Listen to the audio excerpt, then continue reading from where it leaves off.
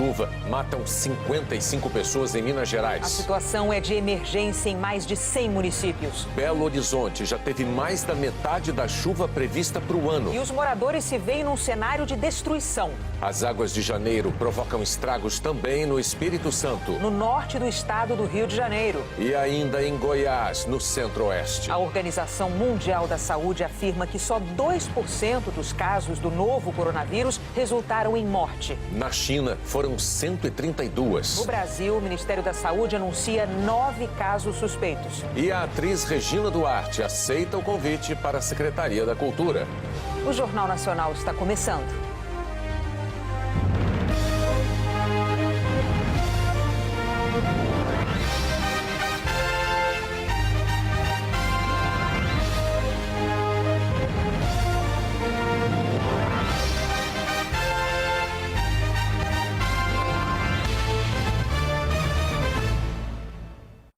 O temporal que atingiu Belo Horizonte há exatamente 24 horas provocou cenas assustadoras e muita destruição. Às 8 da noite, a chuva começou a aumentar. Alguns minutos depois, surgiram os estragos. Ruas movimentadas se transformaram em rios. Em seguida, a água invadiu bares, casas e arrastou o que tinha pela frente. Numa região da capital conhecida pela quantidade de restaurantes e barzinhos, a enchente produziu cenas chocantes. É o bairro de Lourdes, que tem um dos metros quadrados mais caros da cidade. Clientes desse restaurante gravaram um momento em que a correnteza arrastou vários carros. Em alguns segundos, eles sumiram no meio da água. Em outro bairro, a água invadiu o restaurante e, na sequência, arrastou mais carros. Carro descendo a porta da pizzarela. Vai trombar no outro carro lá embaixo. Olha lá, gente. Meu Deus do céu. Nunca vi isso na minha vida. Na mesma rua, outro morador gravou um ônibus ilhado na enchente. E a correnteza chegando mais forte. Uma das avenidas mais importantes da região Centro-Sul ficou assim. Pode parecer difícil de acreditar, mas essa daqui é a Avenida Prudente de Moraes. Até caminhar por aqui fica difícil por causa da quantidade de terra, de entulho, de lixo, restos e galhos de árvores. O asfalto foi praticamente destruído. Essa rodovia que passa pela cidade e dá acesso ao centro de Belo Horizonte está com trechos interditados por causa do deslizamento de encostas. Ainda na Zona Sul, bombeiros fizeram um resgate de passageiros num ônibus, usando uma maca na janela para as pessoas saírem. A situação de algumas ruas aqui na região Centro-Sul de Belo Horizonte é assustadora. Olha essa rua aqui, ela está completamente destruída. Olha o tamanho daquele buraco, aquilo ali é uma cratera. Há fios expostos, canos. Ali, ó, é difícil entrar no banco, na loja, quase todas estão fechadas.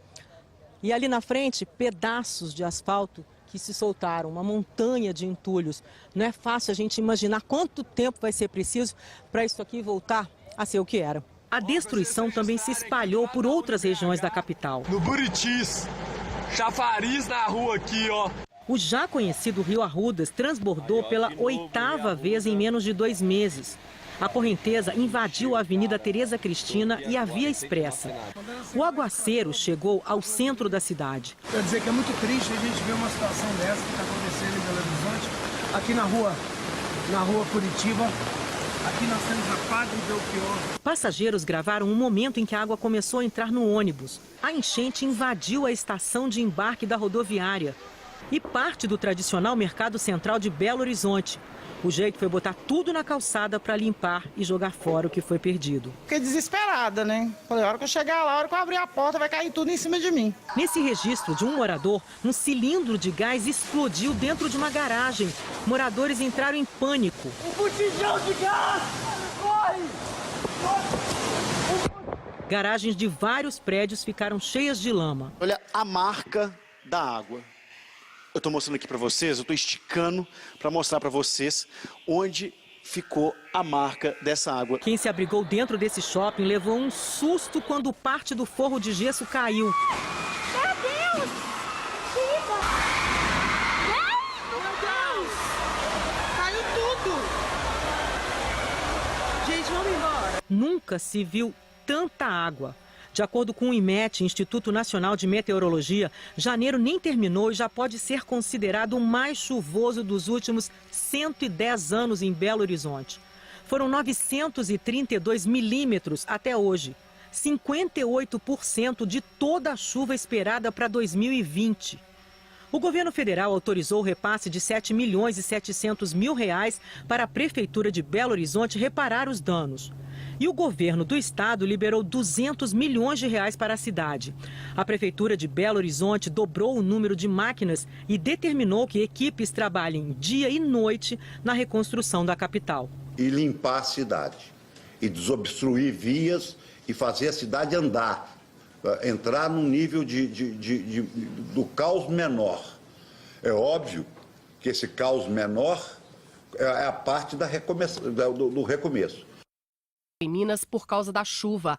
As mortes aconteceram em 18 cidades mineiras desde a última sexta-feira. Belo Horizonte foi a cidade com mais registros, 13 mortos. E a maioria das mortes no estado ocorreu depois de desmoronamento e soterramento. Problemas que também tiraram milhares de mineiros de casa. Mais de 53 mil pessoas foram para abrigos ou casas de parentes desde o início da chuva da última sexta-feira. Na Vila Bernadette, em Belo Horizonte, 7 pessoas já morreram por causa da chuva. Nesta madrugada, moradores tiveram que deixar as casas por risco de deslizamentos. Eles foram levados para uma escola estadual em outro bairro. Hoje, eu preocupado com a minha esposa e com a minha filha, não teve nem como ir trabalhar hoje. Preocupado com ela que essa chuva pode vir, não sei o que vai acontecer daqui para frente, com ela lá em casa, eu não sei para onde que eu vou. Nesta quarta-feira, o Jornal Nacional percorreu alguns dos lugares mais atingidos em Belo Horizonte e registrou uma transformação impressionante do cenário urbano. A Avenida Tereza Cristina é uma das mais importantes de Belo Horizonte. São 10 quilômetros que ligam dezenas de bairros ao centro. Essas imagens aí mostram o trecho no ano passado, muito diferente de ontem. O morador filmou o momento em que a chuva destruiu parte da avenida, que hoje amanheceu desse jeito. A avenida agora está fechada ao longo de 4 quarteirões, o que traz um transtorno danado para o trânsito de Belo Horizonte. Seria mesmo impossível passar por aqui. A cratera tem 10 metros de comprimento, 6 de profundidade e saiu arrastando tudo. 3 faixas de asfalto e ainda a tubulação que levava a água da chuva para dentro do Ribeirão Arrudas. Dona Tânia viu tudo de casa. Foi terrível. Foi muito feio, muito triste. Já vi muita chuva assim, mas desse jeito é a primeira vez. No bairro Buritis, os carros foram parar em cima da calçada ontem à noite. A avenida de um cruzamento movimentado ficou sem asfalto do passeio ao canteiro central. Esse campo de futebol com gramado sintético amanheceu hoje cheio de lama. A Rua Marília de Dirceu, um dos pontos mais tradicionais no bairro de Lourdes, amanheceu assim. Luciana custa acreditar que esse é o mesmo lugar onde ela passa todo dia. Não tem nada a ver, para mim é outro lugar, é outra região. É inacreditável, parece que foram bombas mesmo de guerra que explodiram aqui na rua. Este outro quarteirão aqui também está quase irreconhecível. No lugar do asfalto só tem barro. A calçada, que era tão movimentada, agora está cheia de entulho. E adiante, o ponto de aluguel de bicicleta simplesmente desapareceu. Olha como era isso aqui antes. A Avenida Prudente de Moraes, de cima, era assim. Para o Saulo...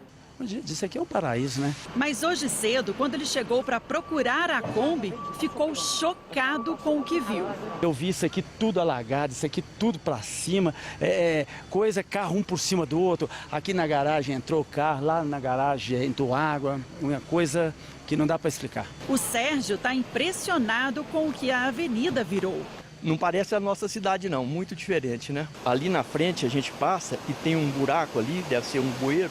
A gente vê o rio aqui debaixo da gente, né? As mesas dessa pizzaria ficavam assim, do lado da rua. A água ontem invadiu tudo e da varandinha os clientes ficaram assistindo aos carros boiarem.